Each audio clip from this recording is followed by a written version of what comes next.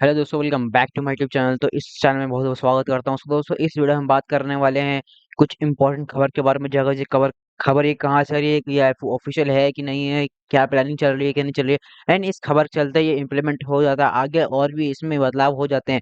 तो कौन सी कंपनी को इसका फायदा मिलेगा और कौन सी कंपनी को इस खबर से नुकसान हो सकता है, ठीक है।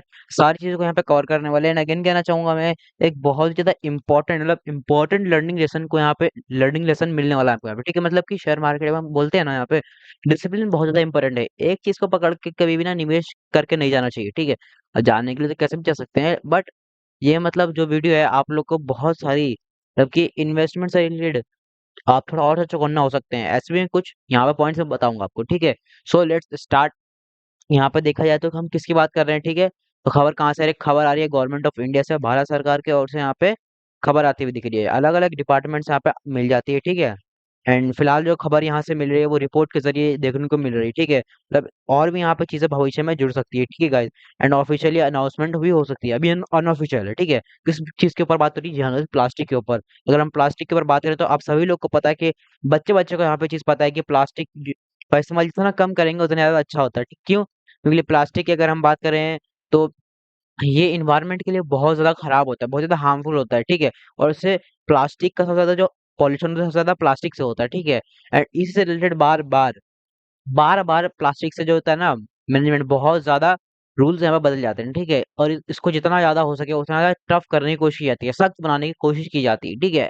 और इसीलिए ऐसी कुछ चीजें यहाँ पे सरकार की ओर से यहाँ पे दोबारा देखने को मिल रहा है। इसी से रिलेटेड यहाँ पे बहुत ज्यादा बड़े बदलाव यहाँ पे फाइनेंशियल जो 25 चल रहा है उसमें आने वाले समय में देखने को मिल सकता है, ठीक है गाइस।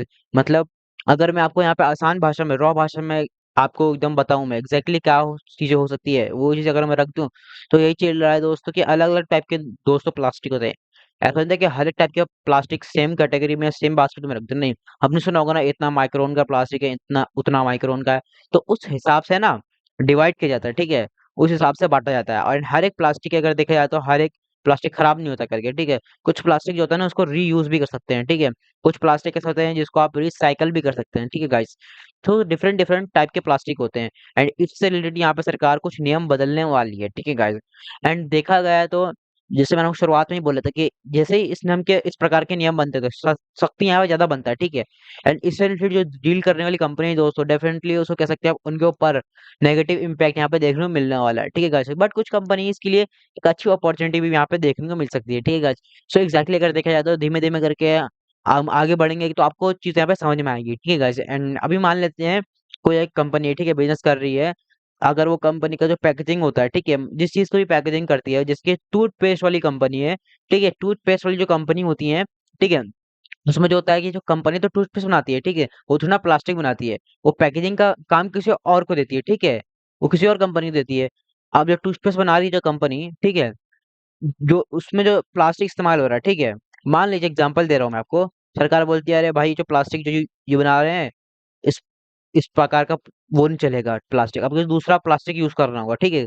तो देखिए अच्छे अच्छे प्लास्टिक में मार्केट अवेलेबल होते हैं, बट होता क्या है, आप महंगा प्लास्टिक करोगे इस्तेमाल तो आपको ज्यादा पैसा देना पड़ेगा। आप कंपनी के पॉइंट ऑफ व्यू से विचार देखिए, ठीक है। अगर एक प्लास्टिक, मैं ऐसे ही बोल रहा हूँ, एक प्लास्टिक 10 रुपए का आता है, ठीक है, जस्ट एग्जाम्पल, और दूसरा दूसरा आता है जो उससे बेटर क्वालिटी का है जो कि 20 रुपए का आता है, लेकिन वो डबल देना पड़ रहा है इसमें। कोई भी कंपनी क्या बोलेगी, अरे 10 रुपए में काम चला दो, ठीक है। ठीक है, ऐसा भी नहीं कि एकदम सस्ता ही वाला 5 रुपए वाला उठाओ करके, नहीं। चलो 10 वाला ले लेते हैं, ये लोग ऐसा बोलते हैं, ठीक है। बट देखा जाए तो कौन सा अच्छा है? 20 वाला अच्छा है। लेकिन प्रॉब्लम क्या है दोस्तों, कंपनी के यहाँ पे क्या बढ़ जाएगा, अगर वो 20 वाला यूज करेंगे तो, अगर नियम बदले तो 20 वाला यूज करेंगे तो उनका क्या होगा, पैकेजिंग कॉस्ट जो है ना बढ़ जाएगा, ठीक है। सो बेसिकली अगर देखा जाए तो कंपनी का जो पैकेजिंग कॉस्ट मान लीजिए 8%, 10% आता था, ठीक है। एंड अगर ये रूल बदलने के बाद सरकार ने बोल दिया कि यही वाला प्लास्टिक से यूज होगा, बेटर क्वालिटी वाला, अगर ये 12% चले गया, 15% चले गया, तो क्या होगा? ऑटोमेटिकली आप यहाँ पे कह सकते हैं कि कंपनी के जो एक्सपेंसेस हैं वो बढ़ जाएंगे। And आपके बढ़ते हुए एक्सपेंसेस क्या करते हैं, ऑटोमेटिकली आपका प्रॉफिट मार्जिन्स, अर्निंग्स, ग्रोथ, ये सब कम कर देते हैं। तो यही दिक्कत हमको यहाँ पे फिलहाल चलते हुए देखने को मिलने वाली है, ठीक है। अब मैं बता दूं क्या चीज सोचते हैं, आपकी चीज के बारे में बात हो रही है, आपको पता चली गया होगा प्लास्टिक से रिलेटेड यहाँ पे कुछ नियम बदलते हुए देखने को मिलने वाले हैं, ठीक है। एंड इससे चलते कुछ कंपनीज को क्या करना पड़ सकता है, अपना अपना पैकेजिंग जो है ना दूसरी कंपनी मतलब कि महँगी वाली लेनी पड़ सकती है, ठीक है? एंड वो लेनी पड़ गई, तो ज़्यादा उनको यहाँ पे कॉस्ट बेयर करना पड़ेगा, खर्चा बढ़ेगा तो प्रॉफिट कम होगा एंड थोड़ा-थोड़ा शेयर फिर मतलब इम्पैक्ट पड़ सकता है। सो इसलिए मैंने आपको बताया कि बिज़नेस पॉइंट ऑफ व्यू से अगर मैं बात करूँ, तो ये कौन से इंडस्ट्री को सबसे ज़्यादा इम्पैक्ट करेगा, दिक्कत दिलवाएगा, तो वो है एफएमसीजी सॉरी एफएमजीसी जैसे जो है ना, बहुत ज़्यादा दिक्कत देखने को मिल सकता है, ठीक है? इस चीज़ के चलते कौन से ऐसे स्टॉक्स हैं, जिसको हम कह सकते हैं कि बहुत ज़्यादा दुखी हो सकते हैं, ठीक है? अगेन मैं कह रहा हूँ इसका मतलब ये नहीं है कि चीज़ें खत्म हो गई, बर्बाद हो गई, ऐसा नहीं है। ये एक्सटर्नल इश्यू हो गया, ठीक है? आपकी कंपनी चाहे मेरी कंपनी अगर हम सेम बिज़नेस में काम करते हैं, ठीक है? सो डेफिनिटली सबके ऊपर ये रूल लागू हो जाता है, ठीक है? But yes temporary short term के हिसाब से अगर हम बात करें, किसकी दिक्कत यहाँ पे बढ़ सकती है, कौन-सी कंपनी सबसे पहला कंपनी ब्रिटेन इंडस्ट्रीज़ जी, अगर इसको थोड़ा बहुत तकलीफ हो सकती है, ठीक है? देन अगर देखा जाए तो नेस्ले इंडिया को थोड़ा बहुत तकलीफ हो सकता है, ठीक है गाइज़? देन अगर बात करें तो कोलगेट की बात करें तो इन जैसे कंपनी को थोड़ा बहुत दिक्कत यहाँ पे देखने को मिल सकता है, ठीक है? बट अलग-अलग रिपोर्ट यहाँ पे निकल के आएँगे कोटक ने अभी रिपोर्ट निकाली है, तो इस हिसाब से बताया जा रहा है कि इनको क्या हो सकता है यहाँ पे इन चीज़ को चलते यहाँ पे जो इनका कॉस्टिंग है, पैकेजिंग कॉस्टिंग जो होता है, वो हमको आने वाले समय में इन्फ्लेट देखने को मिल सकता है, ठीक है? सो अभी जो मैंने आपको 2 बार चीज़ बताई, वो चीज़ मैं रिपीट करना चाहूँगा, एक्सपेंस बढ़ने का यहाँ पे खतरा है, ठीक है? अगर एक्सपेंस बढ़ जाएगा, तो यहाँ पे क्या हो जाएगा कंपनी के प्रॉफिटेबिलिटी में ना दिक्कत आने लग जाएगी, ठीक है गाइज़? सो एंड अगर देखा जाए तो यहाँ पे यही कहेंगे कि हर किसी को भी पता है कि कोई भी कंपनी अपने जेब से तो पैसा दे कभी नहीं देती है। तो अल्टीमेटली वो क्या करेगी? कस्टमर के जेब से ही वो चीज़ निकलवा लेती है। कैसे? ऑटोमैटिकली उस उससे जो भी वो रहता है प्राइस वो बढ़ा देती हैं। अब जो कोई भी चीज़ जो पहले ₹100 में मिलता था, अभी नियम ये होने के बाद क्या करेंगी वो कंपनी के ऊपर बर्डन बढ़ेगा ₹10 का, तो वो ऑटोमैटिकली क्या करेंगे उस चीज़ को 110 में बेचने लग जाएँगे। नॉर्मली अगर मैं ह्यूमन लैंग्वेज में बोलूँ, अब कंज्यूमर क्या बोलेगा? अरे ये क्या भाई? ये तो पहले ₹100 में लेता था मैं, अब तो ₹110 में मिल रहा है। तो बहुत दिक्कत वाली बात हो गई। तो समझ लीजिए कि इस चीज़ पे यहाँ पे चल यही दिक्कत है एक मेन। सो ये एक प्रॉब्लम यहाँ पे देखने को मिल सकता है, ठीक है गाइज़? सो अभी इस चीज़ के चलते कारण क्या, व्हाय तो मैंने आपको पहले ही बता रखा है कि क्यों दिक्कत यहाँ पे हो सकता है करके, एक्सपेंस बढ़ सकता है किसी इसी चीज़ के चलते, ठीक है? अब जैसे कि आपको पता ही है, किसी को दिक्कत होगा, इसमें भाई किसी को तो दिक्कत होगा और किसी को फिर बेनिफिट भी होगा, ठीक है? कौन सी कंपनीज़ ऐसी हैं जिसको इस चीज़ का बेनिफिट देखने को मिल सकता है, तो वो कंपनी आपके सामने यहाँ पे अगेन कहना चाहूँगा दोस्तों, लिख कर बोलना चाहूँगा ये सारी चीज़ भाई स्टडीज़ पर्पज़ से कवर करवाता हूँ। कुछ लोग ऐसा होता है जोश में आके मतलब इन्वेस्ट कर लेते हैं, तो ऐसा नहीं करना होता, आपको बहुत अच्छे से स्टडी करना होता है। इतना हल्के-फुल्के टॉफ़ी जैसा नहीं बन जाओ कि मतलब किधर भी जाके हम बस इन्वेस्ट कर देंगे, ठीक है? प्रॉपर्ली चीज़ों को पढ़ो, फिर समझो, फिर जाके इन्वेस्ट करो, ठीक है? बेनिफिट मिलेगा तो वन टाइम का बेनिफिट है कि लॉन्ग टाइम का बेनिफिट है, ठीक है? एक आध बार 50 मार दिया कि मतलब एक्चुअल में एक्चुअल में क्लियर कंसिस्टेंसी के साथ खेलता है कि मतलब और भी आके बैटिंग दोबारा कर सकता मतलब ये सारे चीज़ें इस प्रकार से देखनी होती है, ठीक है? ये क्रिकेट का एग्ज़ाम्पल देके बता रहा हूँ मैं। मतलब 12 हम उससे अच्छे से रिलेट कर पाते हैं, इसलिए मैं क्रिकेट एग्ज़ाम्पल देता हूँ। अब चलिए बेनिफिट्स की बात करें तो ओफ्लेक्स लिमिटेड की करके कंपनी है, इसको बेनिफिट मिल सकता है। ये पैकेजिंग ही वाली कंपनी है, ठीक है? अगर यहाँ पे कुछ नियम में बदलाव आए, अच्छे पैकेजिंग से रिलेटेड अगर ये चीज़ें डील करती है, ठीक है?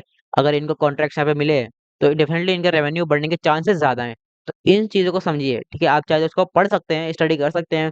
ये कोई मेरी रिकमेंडेशन नहीं है, मैं आपको बार-बार बता चुका हूँ। देन ईपीएल लिमिटेड, जी हाँ गाइज़, पहले तो ईपीएल लिमिटेड की अगर मैं बात कर लूँ, तो इसका ओल्ड नाम हमको देखने को मिलता था एसएल प्रोपैक लिमिटेड। जी हाँ गाइज़। इनके लोगों के ऊपर यहाँ पे भी चीज़ देख सकते हैं।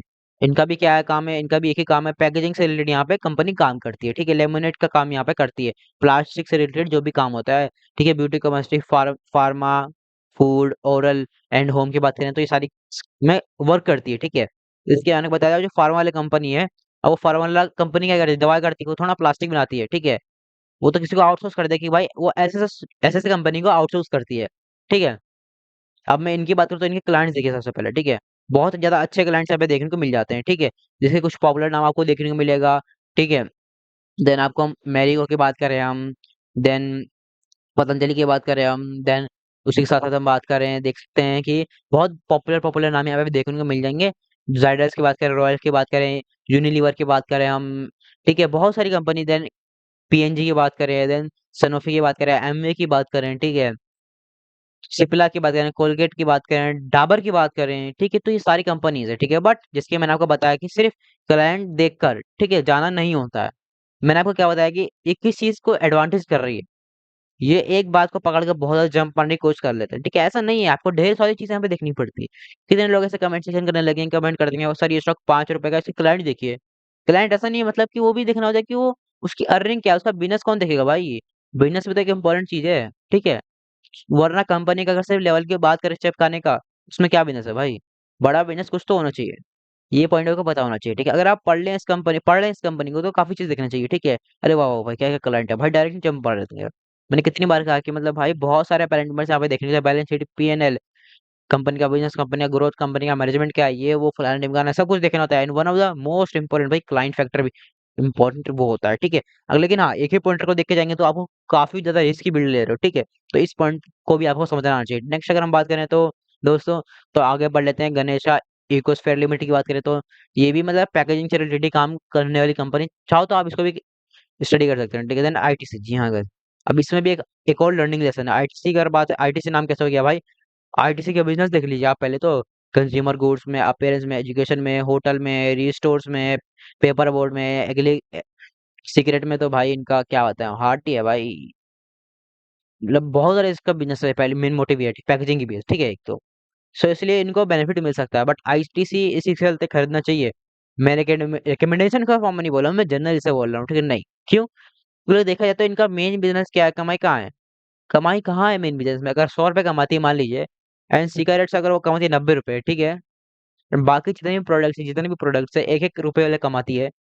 तो मतलब क्या फर्क पड़ता है इन्हें? कोई फर्क नहीं पड़ता भाई। एक्चुअल में इनका बिजनेस क्या है, सिगारेट का बिजनेस है, ठीक है।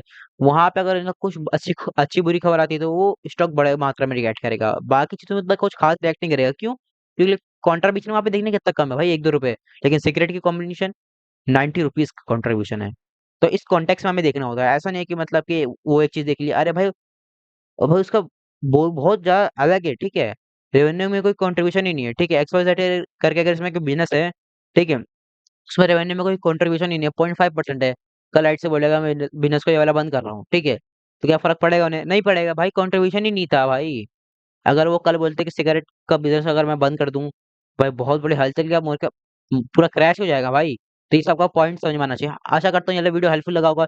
चाहे तो आप इसको स्टडी और भी कर सकते हैं। अगर मैं कहना चाहूंगा कि मेरा काम सिर्फ स्टडी करना है, तो आशा करता हूँ वीडियो हेल्पफुल लगा होगा। चैनल को थम्स अप दे सकते हैं।